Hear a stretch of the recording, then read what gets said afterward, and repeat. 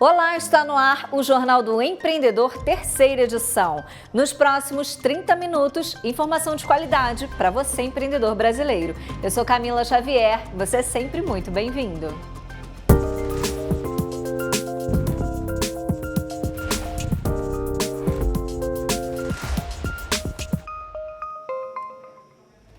Copom reduz taxa básica de juros em 0,5 ponto percentual. Brasil mais produtivo. Governo lança plataforma para capacitar 200 mil empresas. E ainda, na coluna Franchise, nosso especialista ensina como montar e treinar uma equipe dentro da sua loja. Você não pode perder. Essas e outras notícias você acompanha aqui no Jornal do Empreendedor, terceira edição.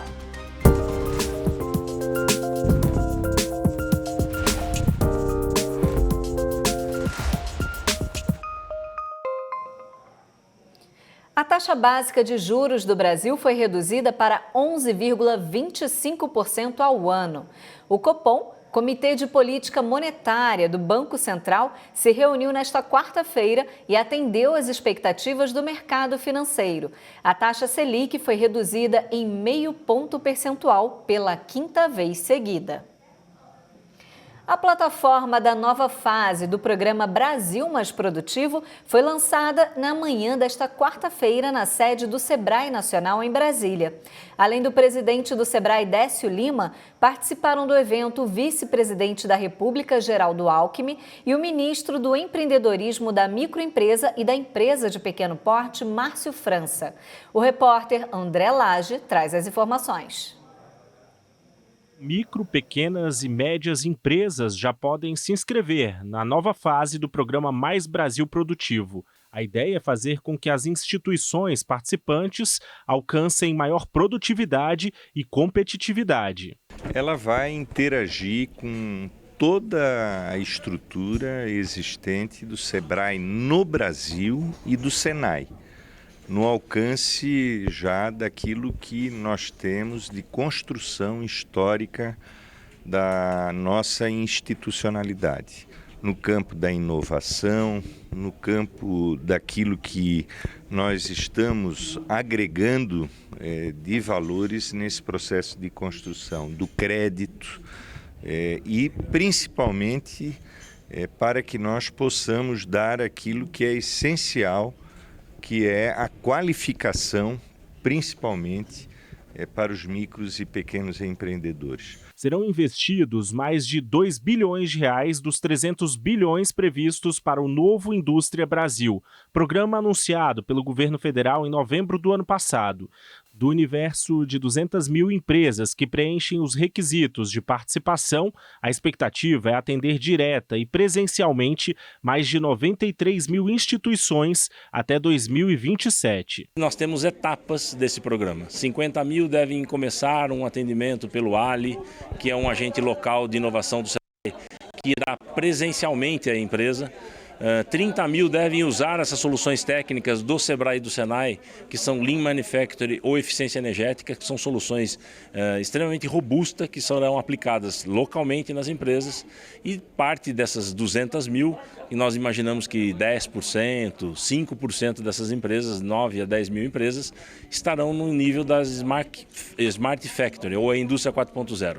E aí sim o programa se contempla, mas é óbvio que se das 200 mil todas quiserem percorrer esse caminho, o programa está disponível e é inteiramente gratuito. As micro e pequenas empresas industriais serão atendidas pelo Sebrae e pelo Senai. As instituições irão oferecer um ciclo completo de conhecimento, acesso gratuito a cursos, materiais e ferramentas sobre gestão e produtividade, entre outros temas. As empresas também irão entrar numa jornada rumo à transformação digital. Qualquer empreendedor brasileiro pode acessar essa plataforma pelo site do brasilmaisprodutivo.mdic.org.br e lá dentro dessa plataforma você vai encontrar o segmento que você quer. Lá nós atuamos em outros segmentos, setores e segmentos. Essa plataforma é georreferenciada e pela opção dele, se ele precisa de uma solução de gestão, um Sebrae regional irá atendê-lo. Se ele precisa de uma solução técnica, um Senai regional irá atendê-lo. Parte do desempenho de uma empresa é a qualidade da equipe. E esse é o tema da nossa conversa com o especialista em franquias Américo José. Américo, quais são as dicas para montar e treinar um time de sucesso? Boa noite para você. Boa noite, Camila. Prazer falar contigo. Puxa vida, a matéria anterior já demonstrou clara essa plataforma que o Sebrae está colocando no ar, né? Uma plataforma que vai treinar justamente os empresários. Eu acho que isso é fantástico, né? Porque o treinamento, né, ele é a grande solução que nós temos para nossas empresas, Camila. E durante esse período, Camila, algumas empresas que eu tenho trabalhado, a grande preocupação deles está com a questão da mão de obra. Como eu faço? Porque o pessoal não para, né? Quer dizer, eu estou com dificuldade de achar essa mão de obra.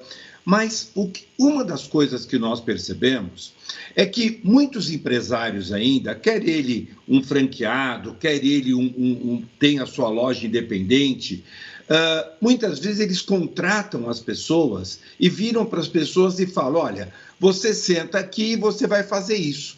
E isso é o suficiente. Né? E a gente percebe que não é assim que a coisa funciona.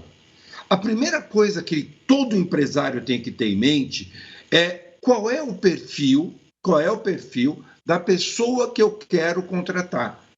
Além dessa questão do perfil, eu tenho que ter clareza do que esta pessoa vai fazer. Qual é a função dessa pessoa? Qual é o trabalho que essa pessoa vai ter que executar? Então, você começa a pensar na primeira coisa, antes de olhar para a pessoa, eu tenho que desenhar essa pessoa. Eu tenho que entender, porque muitas vezes a pessoa fala assim, mas eu vou contratar uma vendedora, ela sabe que ela tem que vender. Tudo bem, mas vender como? Né? Por exemplo, você chega numa pastelaria, vira para a menina e fala assim, olha, esse pastel aqui de palmito, ele é feito como? A menina, com palmito. Porque ninguém explicou para ela que se vai mais alguma coisa ou não. Então, para qualquer função, tem que ter a clareza. O que eu quero que essa pessoa faça? E detalhe, como que essa pessoa vai fazer? Você tem que descrever qual é o processo que essa pessoa vai fazer. Por exemplo, ela tem que escrever, Camila, quais são os passos que ela vai ter que cumprir para atender bem uma pessoa. A empresa tem que deixar claro e falar para ela o seguinte, aqui você trabalha desta maneira, você faz as coisas desta forma. Porque muitas vezes a gente fica na expectativa de contratar alguém, né, e esperar que essa pessoa traga a solução para nós, e não é verdade. Essa pessoa ela vai seguir um padrão que ela estava trazendo anteriormente. E, de repente, esse padrão não combina com a sua loja. Então, a primeira coisa, descreve o que a pessoa vai fazer. Quando você está dentro de uma franquia, normalmente se espera que a franqueadora passe isso para o franqueado, né? Passe até qual é o perfil dessa pessoa. Se é um perfil mais jovem, se é um perfil mais de uma pessoa de mais idade. E, a partir daí, você começa a buscar essa pessoa no mercado. Então, você precisa do quê? Eu preciso de uma funcionária que more próximo da empresa ou que tome somente uma condução. Por que isso? Porque se você vai contratar alguém que vai ter que pegar duas conduções, essa pessoa vai se... Qualquer outra chamada de uma outra empresa para ela pegar uma condução, ela vai embora. Por exemplo, se você está numa capital, todo mundo sabe a dificuldade que é de você pegar dois transportes para você chegar no emprego. Então, aí você já começa a olhar. Outro ponto que você tem que desenhar. Eu quero uma menina solteira, como já falaram para mim. Eu pergunto, mas por que você quer ter uma menina solteira? E aí ele responde para mim, não, porque a casada pode ter filho. Ué, mas a solteira também não pode ter filho? E muitas vezes a casada, né, com um filho pequeno, mas se ela tem uma estrutura familiar, se a mãe fica, a tia fica, ela tem onde deixar a criança, de repente essa moça ela vai trabalhar muito mais e se dedicar muito mais porque ela precisa do emprego, né? Porque afinal ela tem uma filha para sustentar. Então, quebrar alguns paradigmas, sabe? Ah, não, eu quero fulano porque, sabe, começar a pensar nas entregas que essas pessoas podem fazer. Um outro ponto que a gente olha é quando você define, por exemplo, qual é o grau de escolaridade. Então, na verdade, muitas vezes você fala assim, mas, Américo, se eu ficar muito exigente... Não, vamos com calma. Esta pessoa tem que saber ler e escrever. Então, quando eu coloco o grau de escolaridade, na verdade, o que eu estou falando, essa pessoa sabe ler, ela sabe escrever, né? Então, eu tenho que testar, eu tenho que marcar isso tudo na ficha de quando eu vou descrever qual é o perfil da pessoa que eu quero contratar. Quanto essa pessoa vai ganhar? Qual é a possibilidade? Se ela vai trabalhar com vendas, qual vai ser a composição do salário dela? Quanto ela vai ter de fixo e quanto ela vai ter de comissão? Como vai ser composto? Se é um salário fixo, como vai e quanto vai ser esse salário? Depois, quais são os benefícios que essas pessoas vão ter? Ah, mas, América, minha empresa é pequena, mas existe um monte de planos de saúde, plano odontológico, né, que pega empresas pequenas. Então, muitas vezes, você tem que entender que mesmo você sendo uma empresa pequena, você tem que ter comportamento de empresa grande, você tem que adequar, porque senão não para funcionário com você. Uma outra coisa é deixar claro as possibilidades de ganho. Outra, possibilidade de crescer. Muitas vezes nós falamos assim, né? Você está dentro de uma loja, de uma franquia, a franquia tem meia dúzia de pessoas trabalhando, vamos supor que você tem uma unidade. Aí a pessoa fala assim, mas eu vou crescer aqui para onde? Eu costumo dizer que se você for uma boa funcionária, o mercado vai querer você. Você vai crescer para o mercado, mas você precisa ser boa. Você precisa entregar aqui dentro bastante, porque eu não vou te amarrar aqui dentro.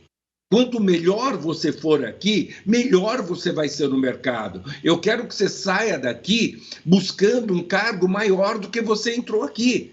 Porque se é para fazer a mesma coisa, eu quero que você continue aqui comigo.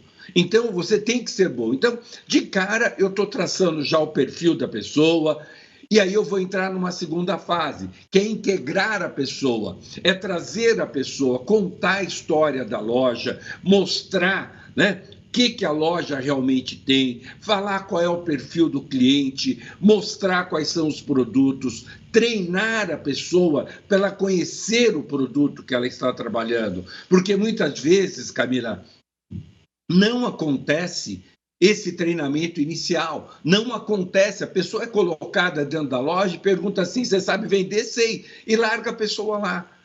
Né? Então, de novo, nessa fase que a pessoa está entrando, você tem a recepção dela. Você vai conversar com ela, você vai explicar, por exemplo, se você está dentro de um shopping, vai explicar para ela onde é que ela come, se tem convênio com algum lugar, se tem algum lugar mais barato, sabe? Quer dizer, você tem que contar, não é a pessoa descobrir por conta dela. Porque muitas vezes, ao horário de almoço, a pessoa nem sai, porque ela, sabe, ela fica esperando que alguém fale para ela, pode almoçar. Então, a gente tem que ficar atento aos detalhes, porque é super importante a preocupação do detalhe. Nós estamos lidando com uma pessoa, nós temos que educar essa pessoa e mostrar para ela como que nós queremos que ela trate os clientes. Então, eu tenho que tratá-la igual, porque aquilo que eu faço com ela é aquilo que ela vai fazer com os meus clientes. O outro passo, Camila, além dessa integração inicial, é começar o treinamento. É começar um treinamento, mas passo a passo. Você quer ver um treinamento que eu gosto muito? É o treinamento no próprio local do trabalho. É onde alguém dentro da loja atende e faz uma venda e pede para que a pessoa observe. E depois pede para a pessoa fazer e observa o que a pessoa está fazendo. Então, o que você percebe? Que é um passo a passo, não é simplesmente colocar a pessoa dentro da sua loja, não importa, ela vai trabalhar no administrativo, ela vai trabalhar em vendas, ela vai trabalhar no estoque, aonde quer, mas ela tem que passar por esse processo.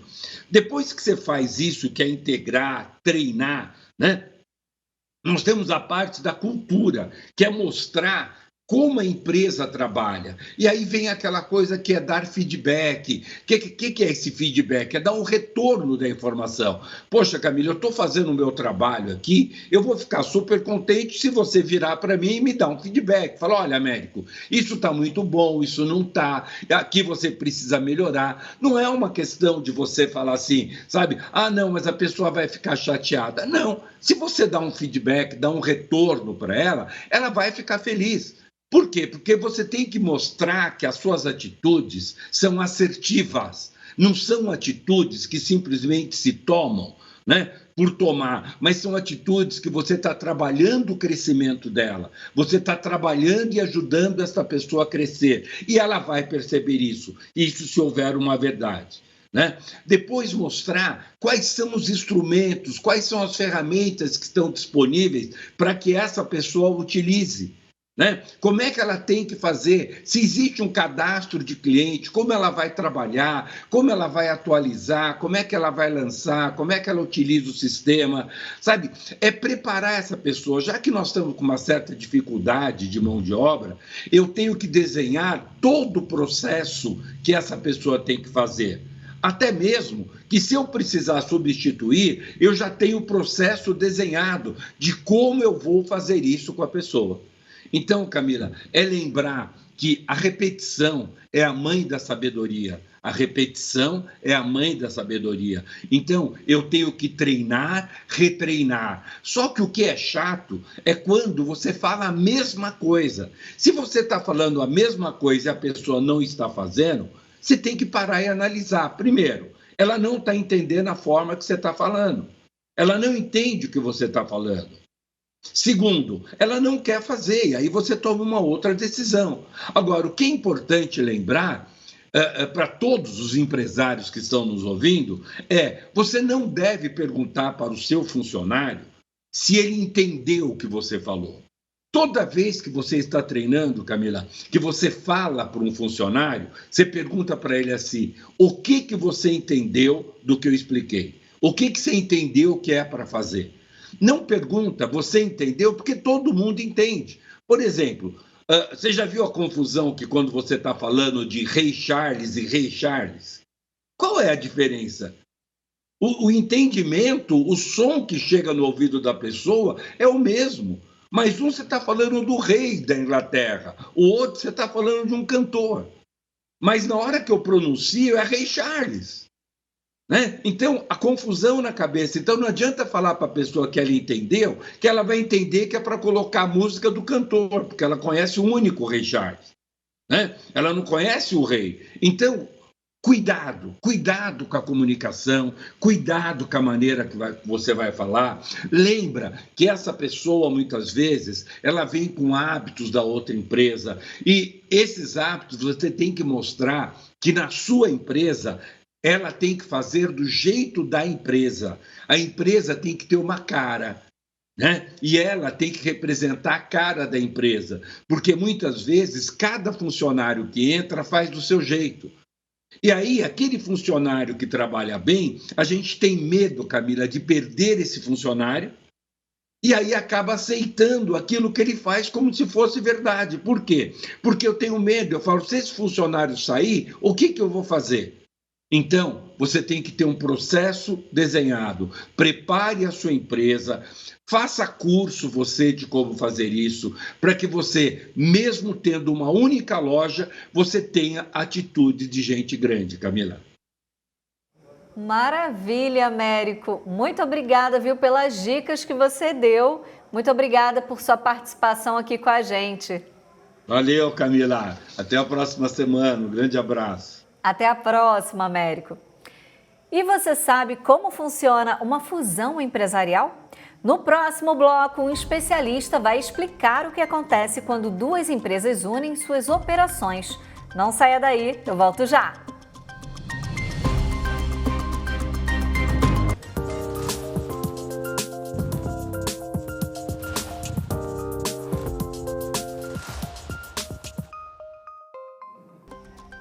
Estamos de volta com o Jornal do Empreendedor, terceira edição, ao vivo para todo o Brasil. Você sabe como funciona uma fusão empresarial? Essa operação usada por empresas de vários segmentos é o tema da nossa conversa agora. E quem explica pra gente é o advogado corporativo Leandro Luzoni. Oi, Leandro, boa noite. Olá, Camila, boa noite. Satisfação participar do programa. Seja muito bem-vindo, Leandro. Leandro, por favor, explica pra gente como é que funciona uma fusão empresarial. Fusão empresarial, Camila, a gente pode dizer que é uma das formas que uma empresa tem de se unir a outra para obter ganhos diversos no mercado.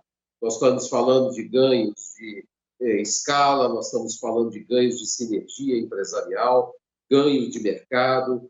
Essas empresas encontram nessa união uma forma de superarem desafios que estão enfrentando no momento. Ela é uma das formas que a gente tem para justamente obter esses resultados, assim como outras que o mercado também utiliza, como uma aquisição de uma empresa, como uma joint venture, que é uma parceria comercial. Enfim, a fusão nada mais é do que um encontro de sinergia empresarial entre duas empresas que se unem para criar uma única empresa. E as outras duas deixam de existir para que uma só se apresente no mercado com essa proposta. Empresas de qualquer segmento podem fazer essa fusão? É possível, sim. É claro que a gente vê isso mais em empresas de grande porte, empresas que são sociedades anônimas. Isso aparece mais na mídia por conta do tamanho e a envergadura dessas transações. Mas isso é perfeitamente possível em empresas de menor porte, seja de médio porte ou pequeno porte. Não há vedação legal para isso. E é, sim, uma forma interessante que essas empresas têm de buscar superar esses desafios que eu dizia que existem no mercado. Uma empresa pequena ou de médio porte que tem uma dificuldade, uma barreira, seja geográfica, seja de tecnologia, de conhecimento, de expertise, ela pode superar essa barreira de mercado através de uma fusão, como as grandes corporações fazem também. Entendi. E essas empresas que se unem, elas obrigatoriamente têm que ser ali do mesmo segmento, do mesmo ramo, ou podem ser de segmentos diferentes? Não necessariamente do mesmo ramo. A gente já viu várias transações que ocorreram entre empresas de ramos diversos. É muito normal que ocorram transações dentro de empresas do mesmo setor, porém existem transações de setores diferentes, porque se vê nessa transação uma situação de complementariedade. Eu vou me complementar se eu unir com outro setor que tem sinergia com o meu setor. Então, é possível, sim, ocorrer com setores diferentes. No entanto, é importante destacar que o desafio fica ainda maior. O desafio de cultura, de absorver a realidade daquele setor, de unir os dois setores de atuação. Então, a integração entre as duas empresas com setores diferentes tem esse desafio maior, embora na prática seja perfeitamente possível. Sim. E, Leandro, como é que você auxilia os seus clientes ao fazer essa fusão? O que eles precisam se atentar? Olha, no mercado, como todo tipo de transação, de aproximação entre empresas, como eu falei, seja uma aquisição, uma joint venture ou a fusão que a gente está falando, o cuidado tem que ser desde os atos iniciais das conversas, para que todas as informações, todos os dados, todos os segredos industriais sejam protegidos. É preciso fazer todo um tipo de trabalho prévio, de análise prévia das empresas envolvidas, para que se tenha certeza se haverá sinergia ou não entre as duas operações. Questões de responsabilidades, né? As liabilities, que a gente chama, seja na esfera criminal, civil, esfera comercial, trabalhista, tudo isso tem que ser analisado através de uma diligence prévia, para que ambas empresas possam ter a segurança necessária para prosseguir numa transação sem surpresas, mesmo ciente de que com toda essa cautela, tudo pode acontecer na frente por diversos fatores. Então, a recomendação sempre para as empresas, para os clientes, é que seja feito por etapa, um procedimento que não adianta ter pressa. Ele precisa ser feito da forma mais segura possível para o sucesso dessa operação. Tá certo, Leandro, muito obrigada. Quero agradecer sua participação ao vivo aqui com a gente, viu? Muito obrigada pelas dicas que você deu e por todos os esclarecimentos. Ótimo, Camila, prazer é nosso. Qualquer outra oportunidade, estamos à disposição para falar. Muito obrigada, ótima noite para você. E o Jornal do Empreendedor, terceira edição, fica por aqui. Para você também uma ótima noite. E você já sabe, né? A gente se vê amanhã. Eu te espero.